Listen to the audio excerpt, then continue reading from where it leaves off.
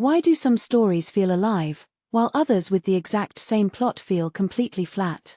Two ingredients make the difference: voice and cohesion. Voice is how your own personality comes through your writing.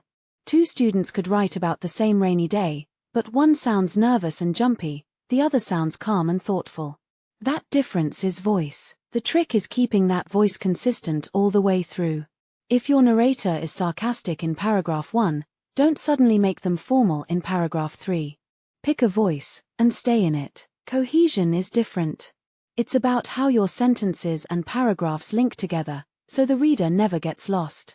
Instead of repeating a name in every sentence, you use words like he, the boy, or meanwhile to connect your ideas smoothly. Voice makes your writing sound like you. Cohesion makes it flow like a river, instead of jumping around like stepping stones. Examiners reward both: a strong voice that's easy to follow. So remember, voice means your personality in your word choices, and keeping it consistent. Cohesion means linking your ideas with connectives and pronouns.